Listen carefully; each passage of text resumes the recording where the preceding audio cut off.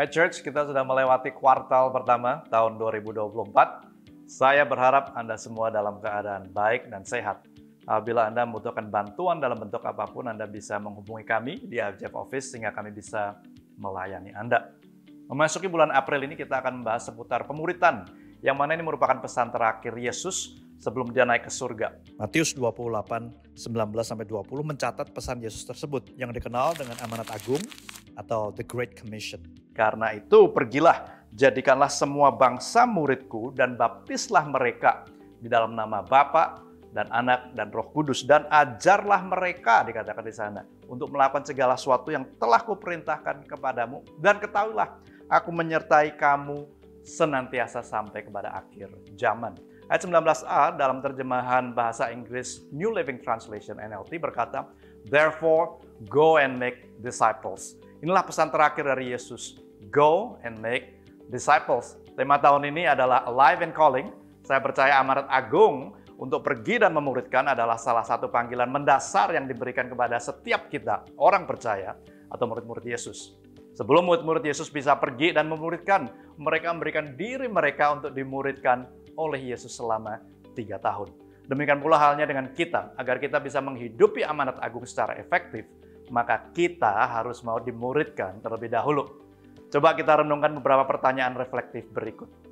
Pertanyaan pertama, apakah kita mau dimuridkan atau dipimpin? Ingat, leaders are learners. Sebelum kita bisa pergi dan memuridkan, kita harus mau dipimpin dan belajar dari orang lain. Pertanyaan yang kedua, apakah kita mau ditegur dan diajar? Terkadang melalui proses pemuritanlah Tuhan mengikis dan memotong bagian-bagian hidup kita yang perlu dibuang sehingga kita menjadi semakin serupa dengan Dia. Pertanyaan yang ketiga, apakah kita memiliki hubungan yang pribadi dengan Tuhan? Jumat Agung lalu kita diingatkan bahwa Yesus adalah Imam Besar Agung yang memberikan kita akses langsung kepada Tuhan.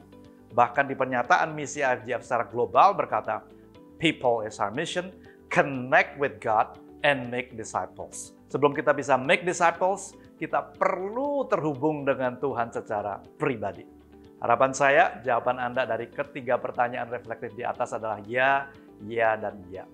Kalaupun ada yang Anda jawab tidak, saya berharap melalui perenungan firman di hari Minggu ataupun iCare ataupun acara-acara gereja sepanjang bulan April ini dapat merubah jawaban yang tidak menjadi ya. Sehingga kita mau dimuridkan, mau ditegur, dan memiliki hubungan yang pribadi dengan Tuhan.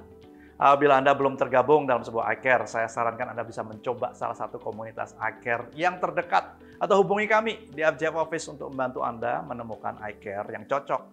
Saya percaya melalui iCare kita akan dimuridkan dan secara bersama-sama dapat menghidupi amanat agung. To go and make disciples. God bless you and I hope to see you in iCare.